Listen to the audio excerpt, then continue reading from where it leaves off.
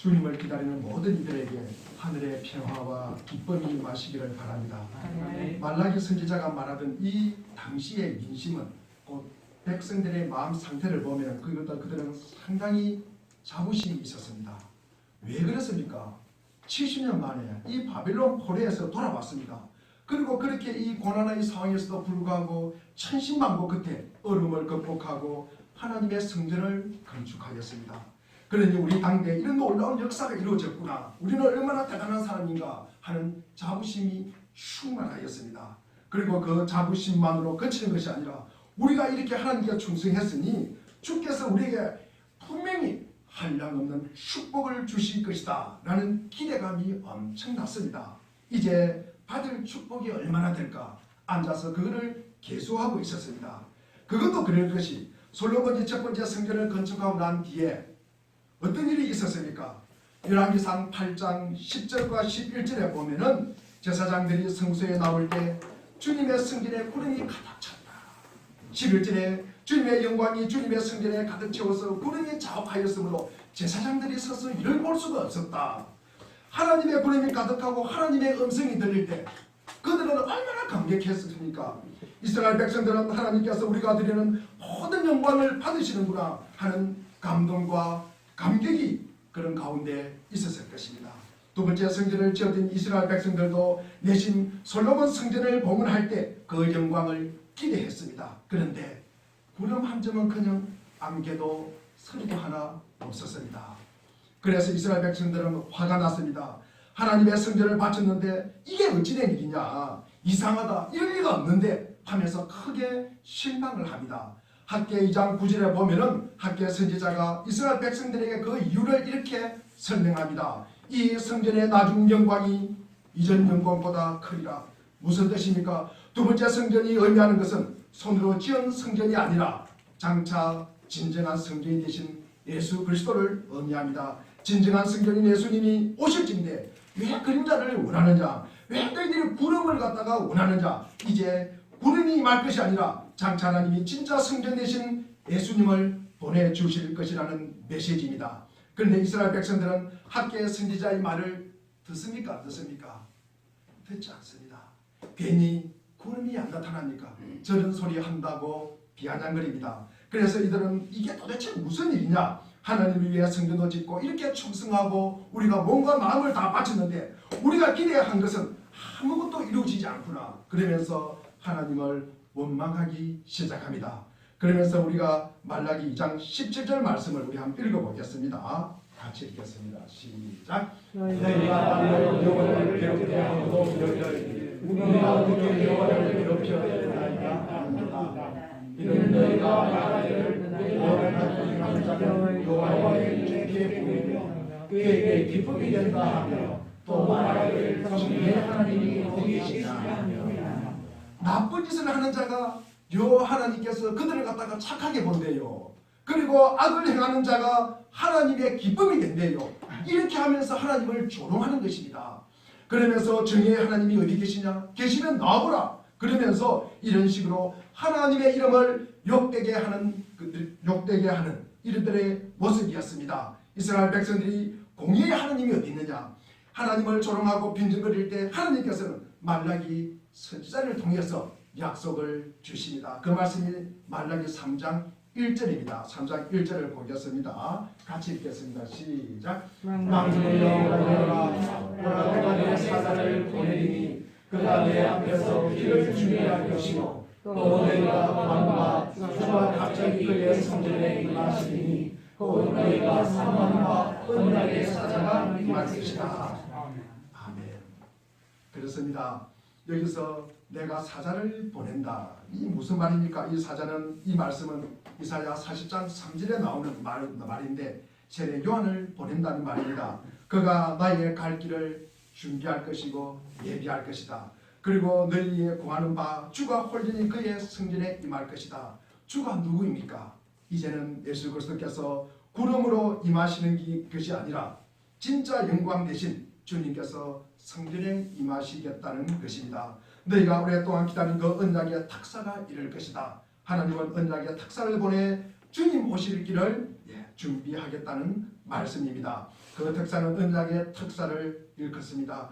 주가 들어오실 궁궐은 성전을 가리키는 말입니다. 언약의 특사는 제사장을 가리킵니다. 역사의 회복은 종교의 회복과 뗄래야 뗄 수 없는 그런 연계를 갖고 있습니다. 말라기는 하나님과 예리와 맺은 언약을 이렇게 설명하고 있습니다. 말라기 2장 5절과 6절에 보면은 내가 예리와 맺은 언약은 생명과 평화가 약속된 언약이다. 나는 그가 나를 경외하도록 그와 언약을 맺었고 그는 과연 나를 경외하며 나의 이름을 두려워하였다.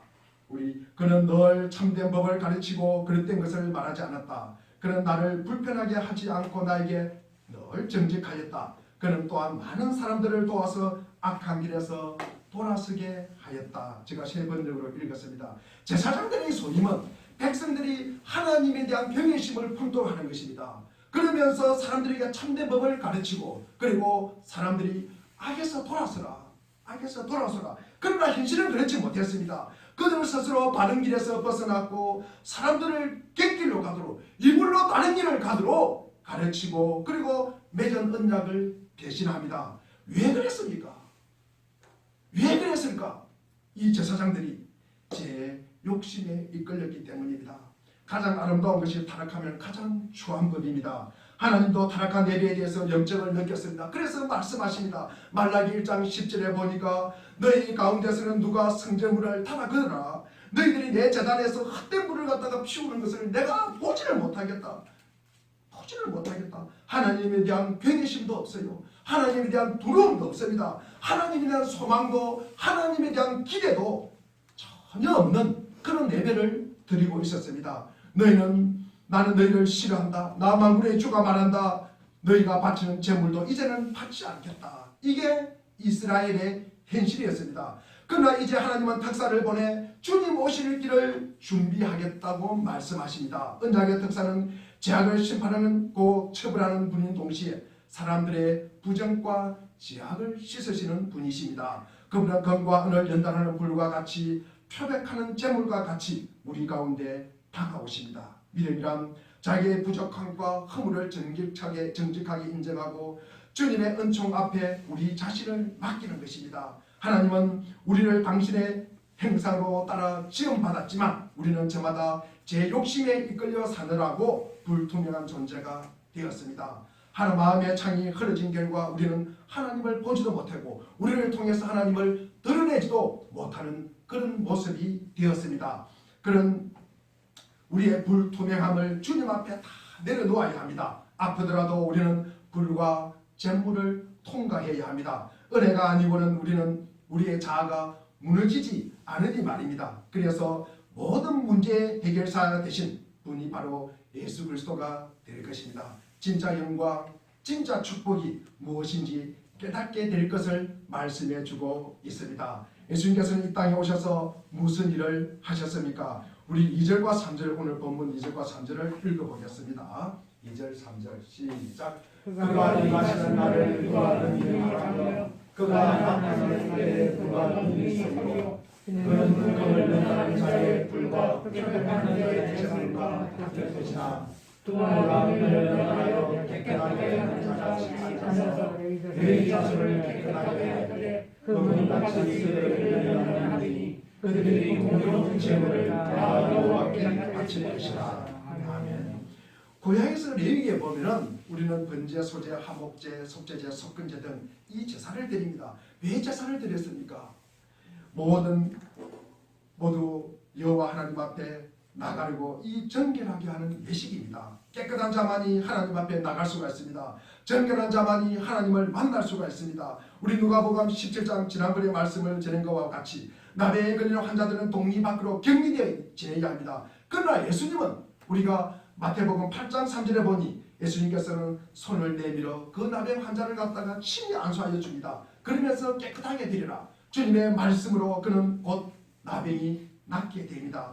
우리를 깨끗하게 하시는 이 예수 그리스도를 통해서 우리는 하나님께 나가는 것입니다. 지금도 마찬가지입니다. 우리가 삼일째 하나님 앞에 예배를 드리는 것도 정결 예식입니다. 좋은 옷이 아니라 몸과 마음을 정결하게 하시고 위선과 거짓과 외식을 벗어버리고 내 삶과 중심이 삼일째 하나님께로 향하기 위함입니다. 예수님께서 이 땅에 오셔서 무엇 때문에 오신다고 합니까? 너희가 메시아가 와서 너희들이 성전을 건축하니까 번영과 축복을 가져다 줄 것이라고 기대하지만 오신 메시아는 그런 분이 아니라는 것을 우리에게 말씀하고 있습니다. 예수님이 오시면 번영과 축복이 아니라 깨끗함과 정결함을 주겠다는 것입니다. 예수님이 임하시는 곳에는 항상 깨끗함의 역사가 나타납니다. 예수님이 없는 곳에는 아무리 많은 것이 있어도 아무리 많은 사람이 있어도 그것은 더럽습니다. 그런데 예수 그리스도의 보혈의 피가 들어가면 정결하게 되는 역사가 일어납니다. 요한복음 2장을 보면 예수님께서 제일 먼저 무슨 일을 하셨습니까? 성전에서 비둘기 파는 사람이 있고 돈 바꾸는 사람이 있고 난장판이 되었습니다. 그때 예수님은 그런 것을 다 뒤집었고 내 아버지의 집은 기도하는 집이다. 너희들이 강도의 소굴을 만들었구나 하고 성전을 깨끗하게 합니다. 이게 바로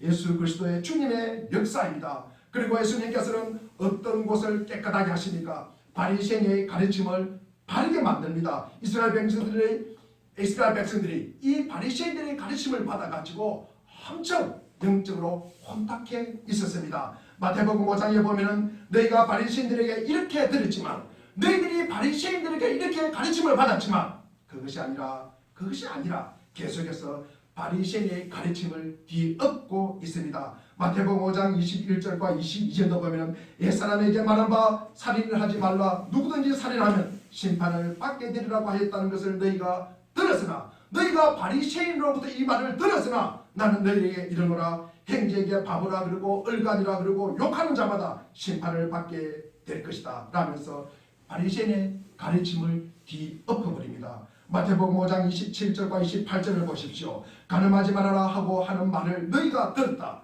그러나 나는 너희에게 말한다. 여자를 보고 음욕을 품는 사람은 이미 마음으로 그 여자를 범하였다. 가늠과 이혼에 대해서도 그 의미를 뒤집어 버립니다. 계속해서 주님이 하신 일이 무엇입니까? 바리새인의 가르침이 엉터리라는 것을 우리에게 선포하고 있습니다. 너희는 이렇게 들었으나 나는 너희에게 이르노라 하면서 뒤집고 또 뒤집습니다. 예수님께서 임재하시는 곳에는 엉터리로 배웠던 것을 진짜로 바꾸는 깨끗함의 역사가 나타납니다. 그러므로 우리는 예수님을 붙잡아야 합니다. 마태복음 6장 1절에도 마찬가지입니다. 너희는 남에게 보이려고 의로운 일을 갖다가 하지 말아라. 너희들을 조심하라고 이야기합니다. 그렇지 않으면 너희는 하늘에 계신 너희 아버지에게서 상을 받지 못한다. 너희들이 구제를 하면서도 남에게 보이기 위해서 하고 너희들이 기도하면서도 남에게 보이기 위해서 하고 너희들이 금식하면서도 자랑하면서 너희들이 남에게 보이게 한다면 그렇게 하지 말아라. 모든 면에서 진짜가 무엇인지를 가르쳐 주시는 분이 예수 그리스도이십니다. 그러면 왜 예수님이 가는 곳마다 깨끗하게 되는 개혁의 역사가 일어납니까? 깨끗함 자체가 능력이기 때문입니다. 디모데후서 우리 2장 20절과 21절에 보면은 우리 한번 읽어보겠습니다. 디모데후서 20절 21절 시작. 그들은 금그릇과 은그릇뿐만 아니라 나무그릇과 질그릇도 있어 귀하게 쓰는 것도 있고 진하게 쓰는 것도 있나니 그러므로 누구든지 이런 것에서 자기를 깨끗하게 하면 이 쓰는 그릇이요 거룩하고 주인의 쓰임에 합당하며 모든 선한 일에 준비함이 되리라. 그렇습니다.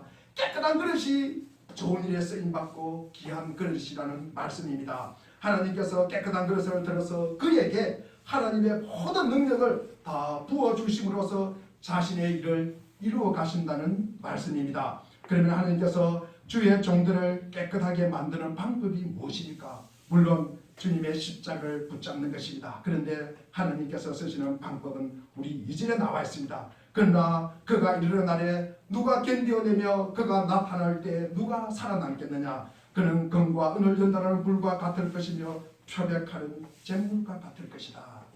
하나님께서 은을 연단하여 깨끗하게 하는 자 같이 일하신다는 것입니다. 불을 사용하여 은을 깨끗하게 하는 것과 마찬가지로 불을 통해서 주의 종들을 깨끗하게 하시겠다는 것입니다. 은을 연단하는 방법은 먼저 풀무에 은을 집어넣고 그러면 순수한 은은 밑으로 가라앉고 불순물은 위로 뜹니다. 위로 뜨는 불순물을 건져내면 계속해서 반복하면 은물이 거울처럼 반짝반짝 빛나는 은물이 됩니다. 불로 연단받은 사람들은 하나님 앞에 정결한 사람이 됩니다. 너무나 정결한 그릇이 되어가지고 그 사람만 보면 저게 하나님의 사랑이구나. 저 사람을 보면서 하나님의 사랑을 우리는 확인하게 되는 것입니다. 저 사람을 보면서 저 사람이 가지고 있는 마음이 하나님의 마음이구나. 그렇게 우리는 그 사람을 보면서 알 수가 있다는 것입니다. 그 사람을 통해서 그리스도의 향기를 맛보는 것입니다. 그 사람을 통해서 하나님의 능력을 맛보고 그 사람을 통하여 하나님의 마음을 우리가 볼 수 있는 정결한 사람이 되는 것입니다. 그리스도인의 성분과 믿음은 불곧 수많은 연단을 통해서 형성됩니다. 야고보서 1장 2절과 4절도 보면은 나의 형제자매 여러분 여러 가지 시험에 빠질 때 그것을 더할 나위 없는 기쁨으로 생각하십시오. 여러분은 믿음의 시련이 인내를 낳는다는 것을 알고 있습니다. 여러분은 인내력을 충분히 발휘하여 조금도 부족함이 없이 완전하고 성숙한 사람이 되십시오. 하나님께서는 시련을 통하여 고난을 통하여 우리를 성숙한 그리스도인으로 만들어 가십니다. 야곱도 요셉도 연단을 받았고 모세도 사도 바울도 여하튼 우리가 하나님께 쓰임받는 사람치고 연단받지 않는 사람은 없습니다. 그러므로 내 인생이 너무나 평탄하다, 내 인생은 너무나 평탄하다라는 것은 자랑이 아니라 저주입니다. 그만큼 내 그릇은 작은 조그마한 종지기 바지 종지기 같은 그릇이라는 의미입니다. 그러면 우리가 하나님께서 이렇게 교회를 비롯하여 모든 것을 정화시키는 방법이 불, 곧 시험이라고 했는데 그 깨끗하게 하는 순서가 어떻게 될까? 우리 3절을 보면은 그런 은을 연단하여 깨끗하게 하는 정령공처럼 우리 3절 한번 읽어보겠습니다. 같이 3절 읽겠습니다. 시작. 그가 은을 연단하여 깨끗하게 하는 자가 내 자신을 깨끗하게 해 금은 당신들을 연단하니 그들이 공평한 죄를 다 여호와께 바칠 것이다.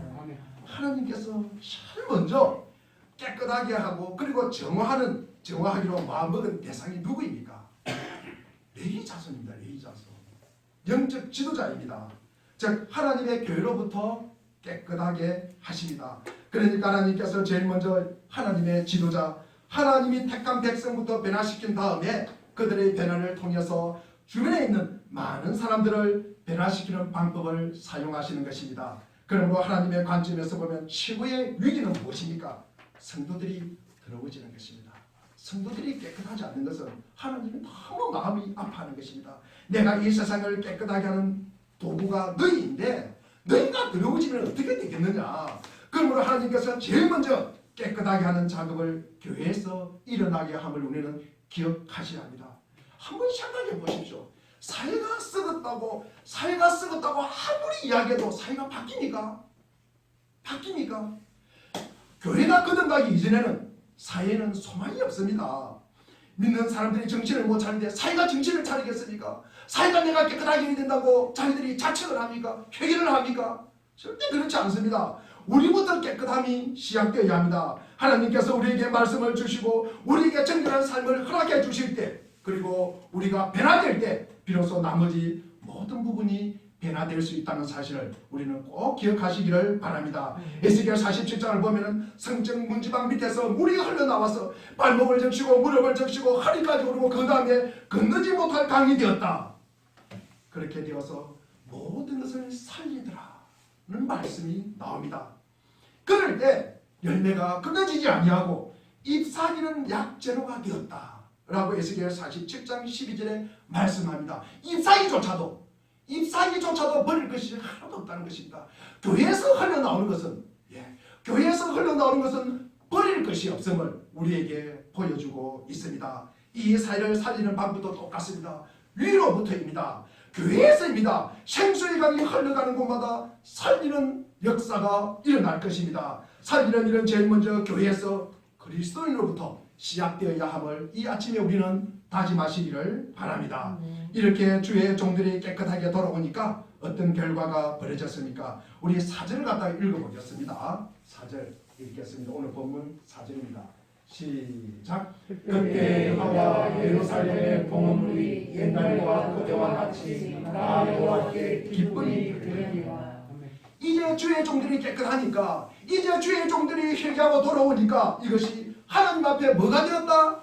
기쁨이 되었다는 것입니다. 하나님의 영광과 감격과 찬송이 있게 되었다는 말씀입니다. 우리가 하나님 앞에서 깨끗한 모습으로 주의 일에 충성할 때 하나님의 영광이 임하고 감격이 임하고 그리고 주의 찬송이 임할 것입니다. 무엇이 우리를 갖다가 깨끗하게 만듭니까? 디모데전서 4장 5절에 보면은 모든 것은 하나님의 말씀과 기도로 거룩하여집니다. 자신이 더럽다 하더라도 주님 앞에 열심히 기도하십시오. 그러면 깨끗해집니다. 아무리 더러운 심령, 아무리 더러운 사이라 할지라도 계속해서 진리의 말씀이 선포되면 정화되고 깨끗해지고 거룩해지는 것입니다. 그래서 말씀을 들을 때 말씀을 들을 때는 절대로 잘못된 길로 가지 않습니다. 자녀를 올바르게 키울 수 있는 비결은 말씀을 듣게 하고 기도하게 하는 것입니다. 그러면 깨끗해지는 것입니다. 반면에 말씀을 떠나고 기도하지 않으면은 결국 더러운 가운데 완전히 무너지게 된다는 사실을 우리는 기억하셔야 합니다. 거룩해지는 비결은 기도와 말씀으로 거룩해진다는 이 말씀 속에 다 숨겨져 있습니다. 우리 교회가 기도와 말씀으로 거룩해짐으로 말미암아 가는 곳곳마다 우리 믿음의 성도들이 가는 곳곳마다 하나님의 영광이 임하게 만들고 그리고 감격이 임하게 만들고 하나님의 찬양이 임하는 그런 일들이 나타나기를 간절히 바랍니다. 하나님께서 이 거룩한 백성이 나가서 이를 행할 때마다 이전처럼 이랬던 기쁨이 회복될 것입니다. 예수님께서 이 땅에 오실 것입니다. 그리고 오셨습니다. 예수님이 오심으로 어떤 일이 벌어졌습니까? 예배하는 사람들에게는 살아계신 하나님이 함께 계십니다. 그런데 죄 짓는 자리에 하나님이 함께 계신다면 무슨 뜻입니까? 거기에는 심판이 임한다는 말입니다. 똑같은 얘기입니다. 예수님이 땅에 오셨고 또 우리와 함께 계신다는 것 자체가 하나님 앞에 순종하는 자, 예배하는 자에게는 축복이지만 하나님을 떠나 있는 자에게는 뭐다? 심판이 임한다는 것입니다. 본문에서 지금 예수님이 오실 것입니다. 메시아가 오실 것이라고 말라기가 예언했지만 그것이 주께 순종하는 자에게는 축복이지만 불순종하는 자에게는 심판이 되었다는 것입니다. 5절을 보면은 내가 너희를 심판하러 가겠다고 말합니다. 내가 너희를 심판하러 가겠다. 자, 구체적으로 어떤 것을 갖다가 하나님께서 심판하시는지 5절 구체적으로 나와 있습니다. 우리 5절에 보면은 점치는 자가 나와요. 간을 마는 자가 나와요. 거짓을 전하는 자, 일꾼의 품살을 떼어먹는 자, 과와 가부를 갖다가 억압하는 자, 나그네를 학대하는 자, 그리고 하나님을 경외하지 않는 자들이라고 구체적으로 우리에게 일거에 보입니다. 이 6가지 말씀을 요약하면 무엇입니까? 진실되게 하나님 앞에 서라. 그리고 이웃을 사랑하라. 하나님을 경외하라. 바로 이것이 균형 잡힌 성도의 삶입니다. 이게 바로 깨끗하게 사는 방법입니다. 그러므로 이 하나님의 말씀과 마찬가지로 주님 앞에 말씀 붙들고 우리가 경건하게 설 수 있는 우리 성도님들이 되기를 바랍니다. 예. 세상에는 우리 절망의 조짐도 있지만 우리가 또 희망의 조짐도 있습니다. 현실의 어둠에 질식되어 빛의 소명을 포기해서는 절대로 안 됩니다. 세상 어디에선가 인간성의 등불 그리고 복음의 등불을 끈질기게 밝히고 있는 이들이 있기 때문입니다. 오늘 우리가 말라기의 한 대목을 우리는 마주하고 있습니다. 학개와 스가랴 선지자의 동료로 성전을 재건했지만 약속되었던 복이 그들에게 임하지 않자 사람들은 깊은 절망감에 빠졌습니다.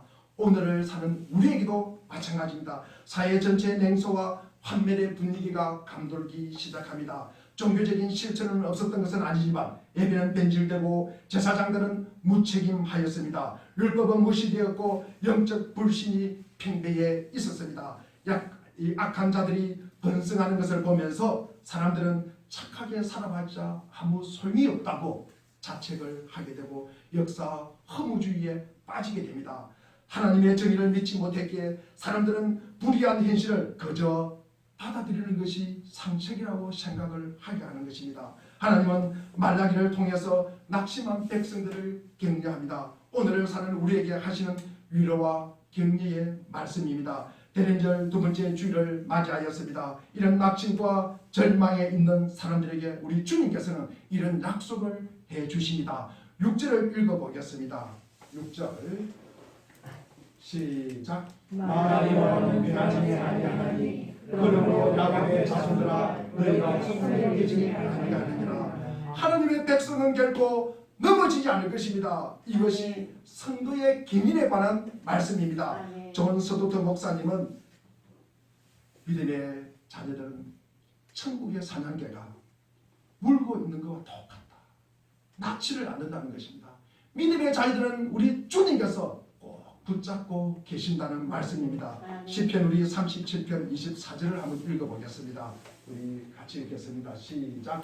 그는 넘어지나 아주 넘어지지 아니하면 여호와께서 그의 손으로 붙드시리로다. 우리 사랑하는 교우 여러분, 장차 하나님의 구원받은 백성이 될 것임을 우리는 믿고 있습니까?